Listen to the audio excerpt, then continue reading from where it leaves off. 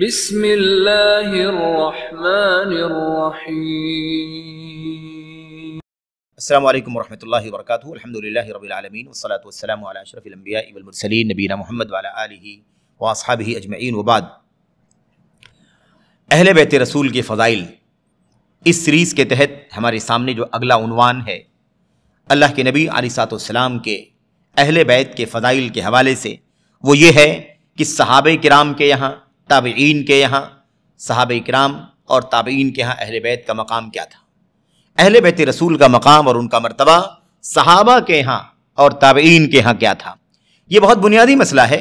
اللہ کے کلام کی آیات میں، اللہ کے نبی کی حدیثوں میں جو بات آئی ہے، اللہ کے نبی کے اصحاب، اللہ کے نبی کے صحابہ کے بعد تابعین کا بھی وہی موقف تھا۔ وہ بھی اہل بیت رسول سے بے انتہا محبت کرتے تھے، اس لیے کہ وہ اہل السنہ اور اہل الجماعہ ہیں، وہ اسی راستے پر چلتے ہیں جو اللہ تبارک و تعالیٰ کی کتاب میں، نبی کی سنت میں بیان کیا گیا ہے۔ آئیے ذرا دیکھتے ہیں کہ اہل بیت رسول کے فضائل کے سلسلے میں کیا عقیدہ ہے ابو بکر صدیق رضی اللہ تعالیٰ عنہ کا۔ ہم چند احادیث اور چند آثار کا، صحابہ اور تابعین کے چند آثار کا تذکرہ آپ کے سامنے کریں گے جلدی تاکہ یہ باتیں اختصار کے ساتھ آپ کے سامنے آ جائیں کہ اہل بیت رسول کے فضائل، مناقب، عظمت، بلند مرتبہ جو بھی تھا ان کا، اس بارے میں صحابہ کرام کا موقف کیا تھا۔ صحیح بخاری میں روایت موجود ہے، حضرت ابو بکر صدیق رضی اللہ تعالیٰ عنہ فرماتے ہیں، قال، ابو بکر صدیق رضی اللہ تعالیٰ عنہ نے علی بن ابی طالب رضی اللہ تعالیٰ عنہ سے کہا، علی بن ابی طالب سے ابو بکر صدیق نے کہا، کیا کہا؟ والذی نفسی بیدہ لقرابۃ رسول اللہ صلی اللہ علیہ وسلم احب الی ان اصل من قرابتی۔ اللہ اکبر۔ دیکھو، کہتے اللہ کی قسم جس کے ہاتھ میں میری جان ہے، رسول اللہ صلی اللہ علیہ وسلم کی رشتہ، اللہ کے نبی علیہ الصلوۃ والسلام کا ناتا، اللہ کے نبی علیہ الصلوۃ والسلام کی قرابت، اسے جوڑنا مجھے اپنے خاندان اور اپنے قریبیوں کو جوڑنے سے زیادہ پیارا ہے۔ اللہ اکبر۔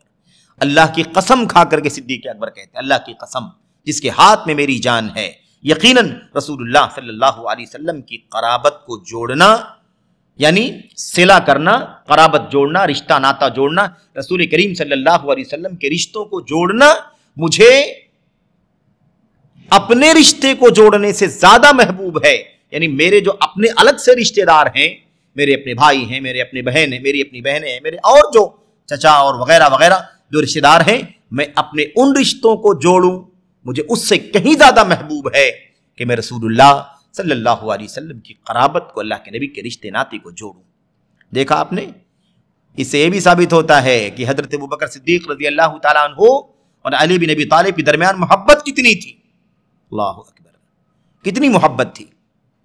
بہرحال ایسے ہی صحیح بخاری میں عمر بن خطاب رضی اللہ تعالیٰ عنہ سے مروی ہے، صحیح بخاری میں ابو بکر صدیق رضی اللہ تعالیٰ عنہ ہی سے مروی ہے، جسے ابن عمر رضی اللہ تعالیٰ عنہ روایت کرتے ہیں کہ ابو بکر صدیق رضی اللہ تعالیٰ عنہ نے کیا فرمایا؟ ارقبوا محمدا صلی اللہ علیہ وسلم فی اہل بیتہ، ارقبوا محمدا صلی اللہ علیہ وسلم فی اہل بیتہ، اللہ کے نبی صلی اللہ علیہ وسلم کے اہل بیت کے سلسلے میں نبی کریم صلی اللہ علیہ وسلم کا مقام پہچانو۔ ارقبوا، رک جاؤ، دھیان دو، انتظار کرو۔ کیا مطلب یہ ہے خیال کرو محمد الرسول اللہ صلی اللہ علیہ وسلم کا آپ کے اہل بیت رسول کے سلسلے میں۔ اللہ اکبر۔ یہ ہے خود بھی محبت کرنا اور اللہ کے نبی کی قرابت کو جوڑنا، اپنی قرابت کو جوڑنے سے زیادہ محبوب سمجھنا، اور لوگوں کو حکم دینا کہ اے لوگوں، اللہ کے نبی کے خاندان کے رشتے کو جوڑو، قرابت رسول، آل بیت رسول کے سلسلے میں نبی کریم صلی اللہ علیہ وسلم کا خیال کرو۔ میرے بھائیوں، یہ دیکھیے ابن حجر رحمۃ اللہ علیہ اس حدیث کی شرح میں یہ جو جملہ ہے نا، ارقبوا محمدن، اس کی شرح کرتے ہوئے فرماتے ہیں، کہتے ہیں ابو بکر صدیق رضی اللہ تعالیٰ عنہ لوگوں کو مخاطب کر کے انہیں وصیت کر رہے ہیں، انہیں تاکید کر رہے ہیں، کس بات کی؟ دھیان دو، محافظت کرو، پابندی کرو، نبی کریم صلی اللہ علیہ وسلم کے قرابت داری کے سلسلے میں اللہ کے نبی علیہ الصلوۃ والسلام کا خیال کرو، اللہ کے نبی کے قرابت داروں کو تکلیف نہ پہنچاؤ، ان کے ساتھ بدسلوکی نہ کرو، یہ معنی ہے میرے بھائی۔ ایسے ہی صحیح بخاری ہی کے اندر وہ روایت موجود ہے کہ ابو بکر صدیق رضی اللہ تعالیٰ عنہ نے عصر کی نماز پڑھی، ابو بکر صدیق رضی اللہ تعالیٰ عنہ نے عصر کی نماز پڑھی اور پھر اس کے بعد چل کر کے جانے لگے، چل کر کے پیدل ہی جانے لگے. فَرَأَى الْحَسَنَ يَلْعَبُ مَعَ الصِّبْيَانِ، انہوں نے دیکھا کہ حسن بن علی رضی اللہ تعالیٰ عنہ بچے ہیں اور بچوں کے ساتھ کھیل رہے ہیں. فَحَمَلَهُ عَلَى عَاتِقِهِ، تو انہوں نے حضرت حسن کو اپنے کاندھے پر اٹھا لیا. اللہ اکبر. قربان جائیے اس محبت پر، اور قربان جائیے رافضیوں کی رافضیت پر. کتنی دوری ثابت کرنے کی کوشش کرتے ہیں. اللہ کے نبی علیہ السلام کے میرے بھائیوں سب سے بلند مقام ساتھی ابو بکر صدیق اور علی کے درمیان فاصلہ، ابو بکر صدیق اور حسن حسین کے درمیان فاصلہ، ابو بکر صدیق اور حضرت فاطمہ کے درمیان فاصلہ، یہ ثابت کرنے کی صبح شام کوشش کرتے رہتے ہیں. قربان جائیے. دیکھیے حضرت حسن کو کھیلتا ہوا دیکھا، انہیں اپنے کاندھے پر اٹھا کر کے بٹھا لیا. وقالا، اور کیا کہا؟ کہا بِأَبِي شَبِيهٌ بِالنَّبِي لا شبیہ بعلی. سبحان اللہ سبحان اللہ. کیا کہا؟ کیا کہا؟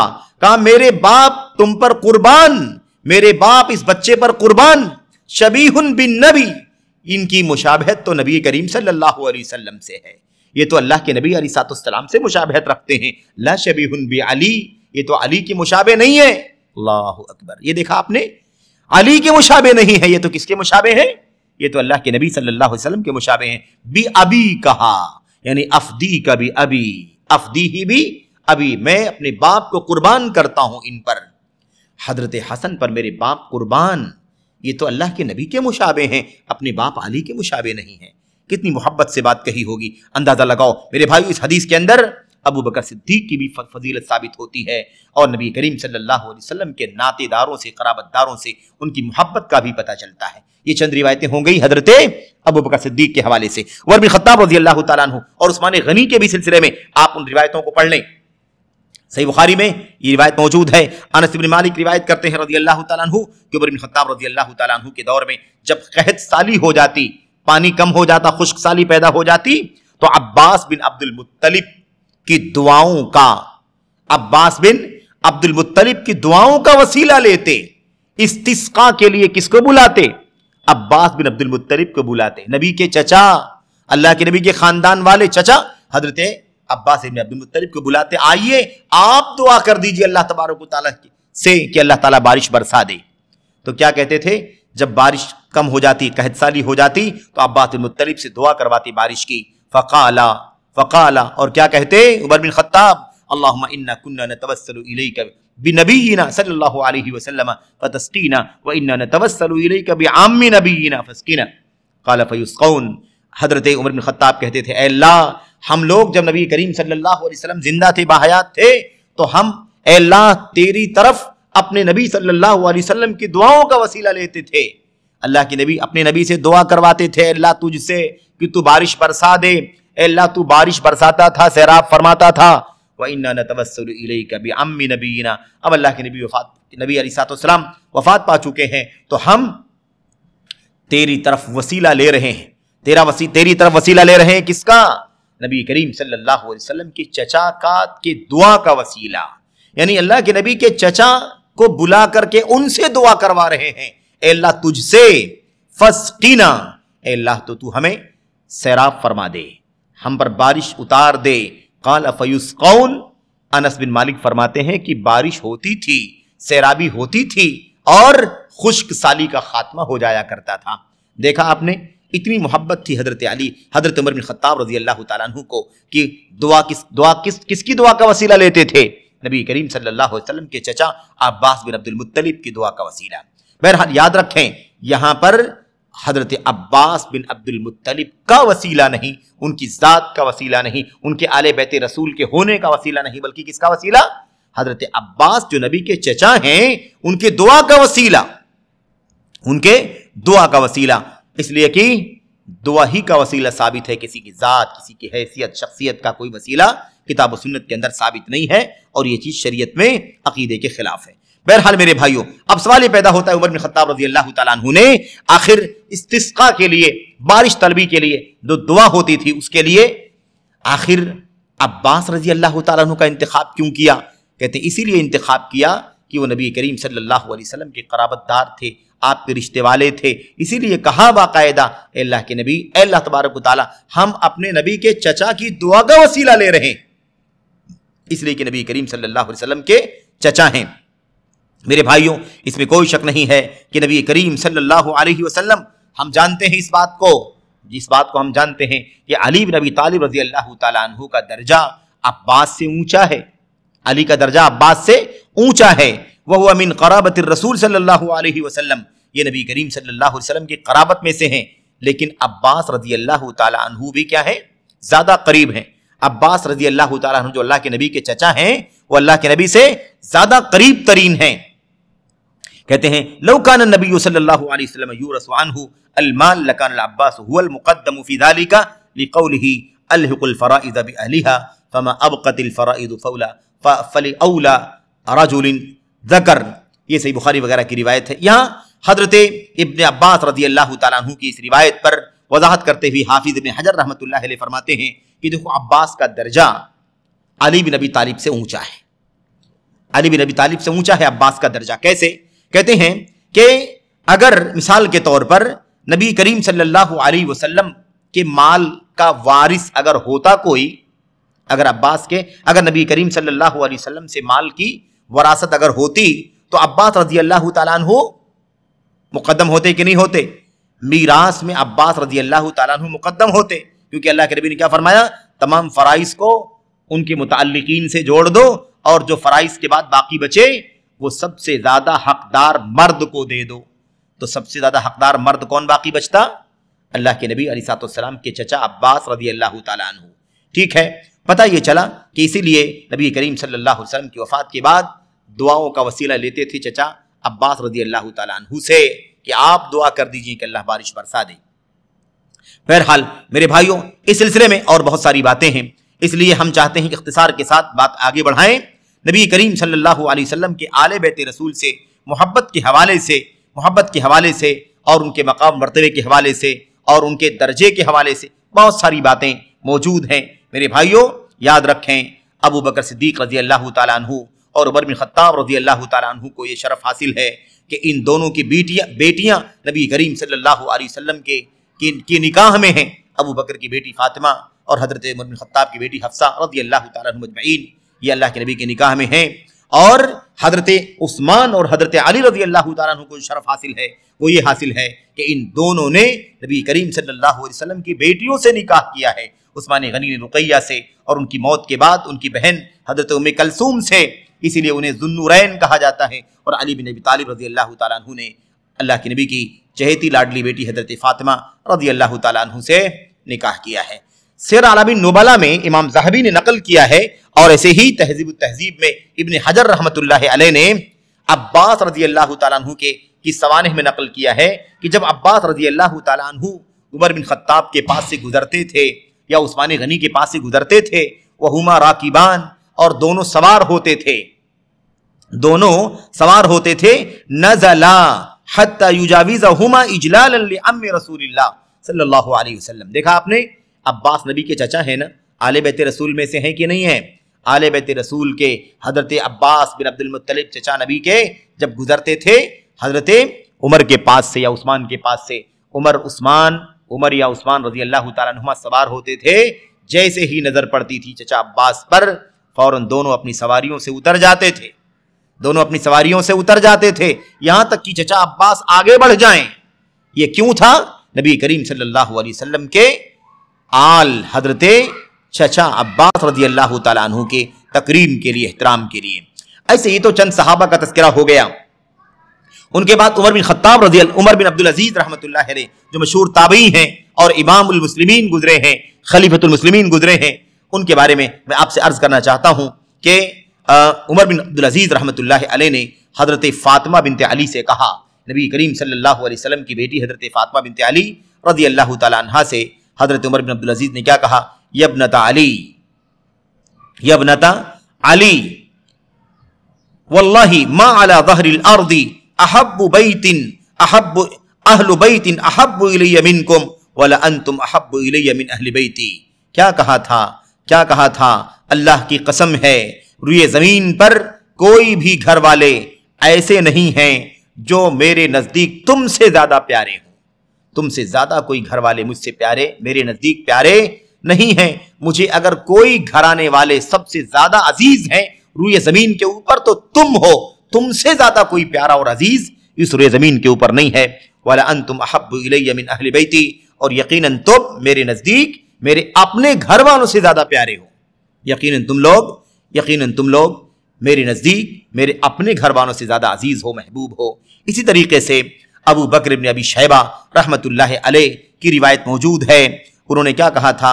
اصح الاسانید کلھا الزہری عن علی بن الحسین عن ابیہ عن علی. دیکھیے سب سے زیادہ صحیح سند کس کو مانتے تھے؟ حضرت ابو بکر ابن ابی شیبہ رحمۃ اللہ علیہ سب سے صحیح ترین سند کس کو مانتے تھے؟ زہری عن علی بن الحسین عن ابیہ عن علی. یعنی کیا مطلب؟ زہری علی بن حسین سے روایت کریں اور حسین اپنی والد سے روایت کریں، یہ سب سے زیادہ صحیح ترین سند ہوتی تھی. ایسے ہی شیخ الاسلام ابن تیمیہ رحمۃ اللہ علیہ نے اپنی کتاب عقیدہ واسطیہ کے اندر کیا لکھا؟ کہتے ہیں یحبون، اہل سنت والجماعت محبت کرتے ہیں اہل بیت رسول صلی اللہ علیہ وسلم سے، ان سے ولایت رکھتے ہیں، ان کے بارے میں نبی کریم صلی اللہ علیہ وسلم کی وصیت کی حفاظت کرتے ہیں، کیونکہ اللہ کے نبی نے فرمایا تھا غدیر خم کے اس مناسبت پر جب آپ نے خطاب فرمایا تھا حج سے واپس ہونے کے بعد، تو آپ نے فرمایا تھا اذکرکم اللہ فی اہل بیتی، میں تمہیں اپنے گھر والوں کے بارے میں اللہ کو یاد دلاتا ہوں. اللہ کے نبی علیہ السلام نے 3 بار فرمایا تھا اس وصیت کی حفاظت کرتے ہیں، اس وصیت کو نافذ کرتے ہیں. اہل بیت کے سلسلے میں اہل سنت والجماعت کا یہ عقیدہ ہے. میرے بھائیوں کہتے ہیں وقال ایضا للعباس امہ وقد اشتکى الیہ ان بعض قریش یجفو بنی ہاشم فقال والذی نفسی بیدہ لا یؤمنون حتی یحبوکم للہ ولقرابتی. وقال ان اللہ اصطفى من بنی اسماعیل کنانہ واصطفى من کنانۃ قریش واصطفى من قریش بنی ہاشم واصطفانی من بنی ہاشم. اس طرح سے پوری تفصیل شیخ الاسلام ابن تیمیہ رحمۃ اللہ علیہ نے اپنی کتاب عقیدہ واسطیہ کے اندر لکھا ہے. یہ ساری فضیلت ہے اہل بیت رسول صلی اللہ علیہ وسلم کی.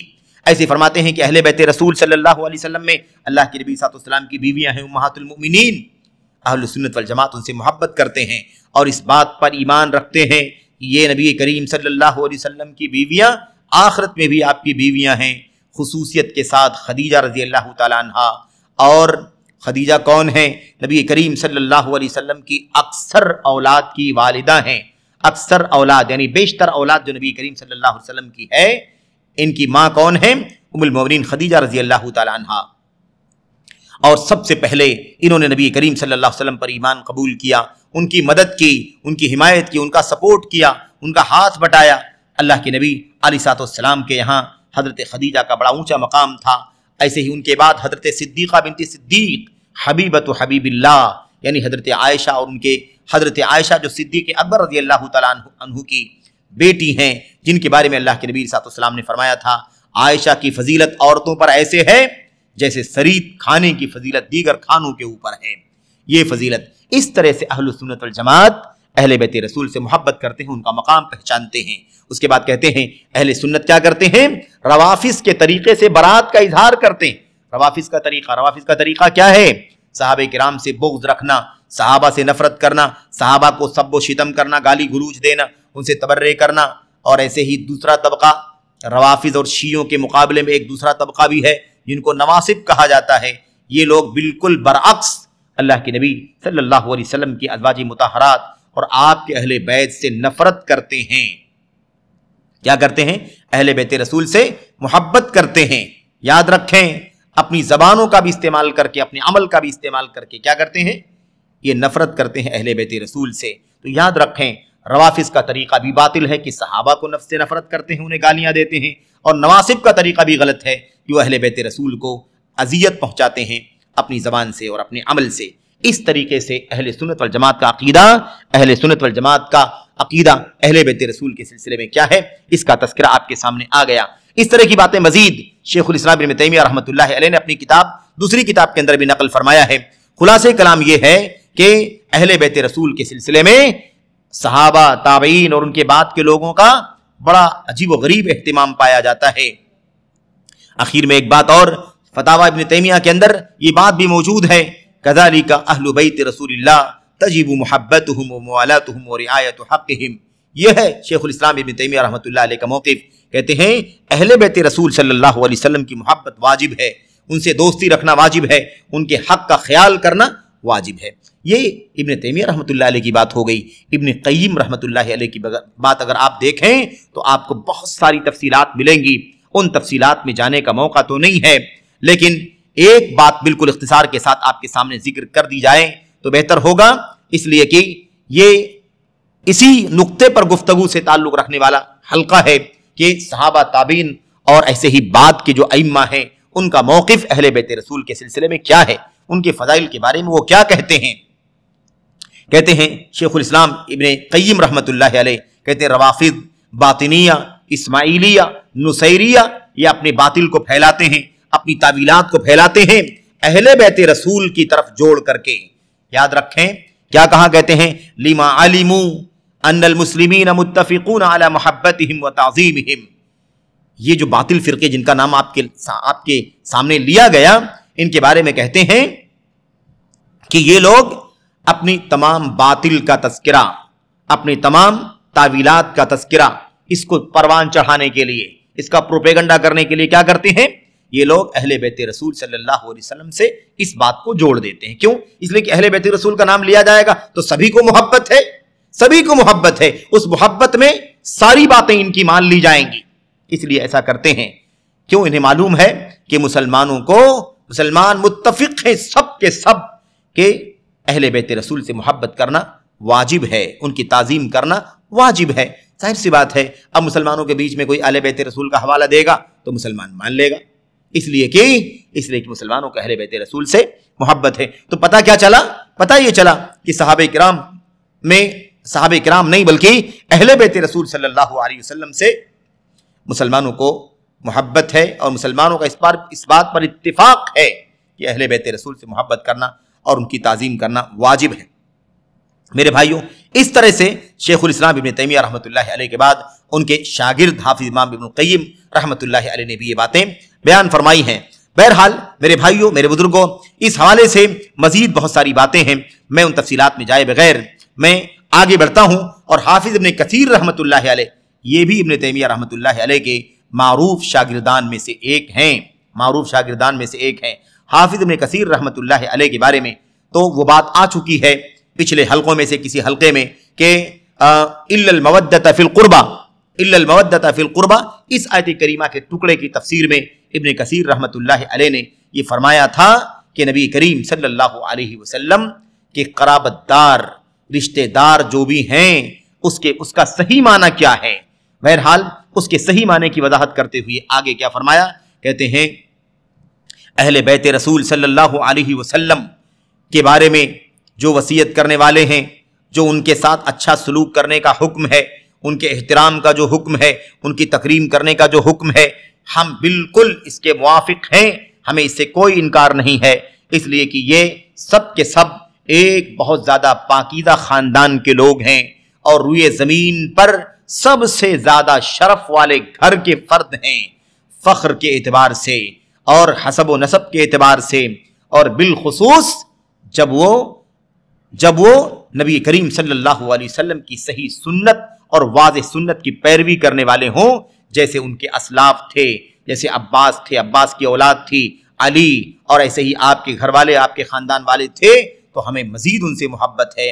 بہرحال اس کے بعد ابن کثیر رحمۃ اللہ علیہ نے ابو بکر رضی اللہ تعالیٰ عنہ سے، عمر بن خطاب رضی اللہ تعالیٰ عنہ سے آثار نقل کیے ہیں، جس سے معلوم پڑتا ہے کہ ان کی نظر میں کہ ابن کثیر رحمۃ اللہ علیہ کو اہل بیت رسول سے کس قدر محبت تھی اور ان کے مقام اور مرتبے کو کس طرح سے وہ بیان کیا کرتے تھے۔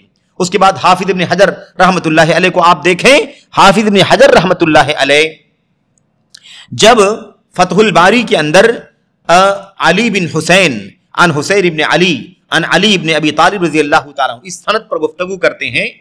اس سند پر، کس سند پر؟ سند کس سے متعلق ہے؟ اہل بیت رسول کی سند ہے۔ دیکھیے، علی بن حسین عن حسین بن علی عن علی ابن ابی طالب رضی اللہ تعالیٰ عنہم، یہ جو سند ہے پوری اہل بیت رسول سے متعلق ہے، حضرت علی بن ابی طالب کے اور ان کے خاندان سے جڑی ہوئی پوری سند۔ اس کے بارے میں ابن حجر رحمۃ اللہ علیہ فرماتے ہیں، هذا من اصح الاسانید، یہ صحیح ترین سندوں میں سے ایک سند ہے۔ ومن اشرف التراجم الواردہ فیما روا عن ابیہ عن جدہ، اپنے باپ اور اپنے دادا کے واسطے سے روایت کرنے والوں میں سب سے زیادہ شرف والی سند ہے، یہ سب سے زیادہ شرف والا ترجمہ ہے، سب سے زیادہ شرف والی سیرت۔ دیکھا آپ نے ابن حجر رحمۃ اللہ علیہ کے ہاں کیا مقام ہے اہل بیت رسول کا۔ اور چلتے چلتے اخیر میں ایک بات اور بھی ذکر کر دی جائے، وہ ہے شیخ الاسلام محمد بن عبد الوہاب تمیمی نجدی رحمۃ اللہ علیہ، جن کو امام الدعوت السلفیہ کہا جاتا ہے اس دور میں، مجدد شیخ الاسلام ابن تیمیہ رحمۃ اللہ علیہ، شیخ الاسلام محمد بن عبد الوہاب رحمۃ اللہ علیہ۔ اگر آپ جاننا چاہیں کہ ان کو اہل بیت رسول سے کتنی محبت تھی اور کتنا مقام اور کتنی عظمت محسوس کرتے تھے، تو اس کا اندازہ اس بات سے لگائیں کہ شیخ الاسلام محمد عبد الوہاب رحمۃ اللہ علیہ کے اولاد کتنی تھی؟ 6 بیٹے تھے اور 1 بیٹی، 6 بیٹے اور 1 بیٹی۔ کیا نام رکھا تھا؟ نام رکھا تھا بیٹوں کا عبداللہ، علی، حسن، حسین، ابراہیم، عبدالعزیز اور فاطمہ۔ اس طرح سے 6 بیٹے اور 1 بیٹی کا نام کیا رکھا؟ ان میں دیکھیے علی نام ہے، حسن نام ہے، حسین نام ہے، فاطمہ نام ہے، یہ سارے کے سارے نام، اور بقیہ نام عبداللہ بھی اور عبدالعزیز بھی، ابراہیم بھی، یہ سارے نام بھی اہل بیت رسول کے نام ہیں، سوائے عبدالعزیز کے۔ عبدالعزیز کا نام نہیں ہے اہل بیت رسول میں، بقیہ 6 کے 6 نام کیا ہیں؟ یہ دیکھیے یہ اہل بیت رسول کے نام ہیں۔ مثال کے طور پر اگر آپ سمجھنا چاہیں تو عبداللہ اور ابراہیم کس کا نام ہے؟ عبداللہ اور ابراہیم نبی کریم صلی اللہ علیہ وسلم کے بیٹوں کا نام ہے۔ ایک بیٹے کا نام عبداللہ، جن کا لقب قاسم طیب طاہر، اور دوسرے بیٹے کا نام ابراہیم جو ماریہ قبطیہ سے تھے۔ تو یہ دونوں نام نبی کریم صلی اللہ علیہ وسلم کے 2 بیٹوں کے نام پر، اور بقیہ علی، فاطمہ، حسن اور حسین، یہ 4 کے 4 نبی کریم صلی اللہ علیہ وسلم کی بیٹی، داماد اور آپ کے دونوں نواسوں کے نام ہیں۔ اندازہ لگائیے کس قدر محبت تھی۔ یہ دلیل ہے اس بات کی، جو جس سے محبت کرتا ہے اسی کے نام پر اپنا نام، اپنے بچوں کے نام رکھتا ہے۔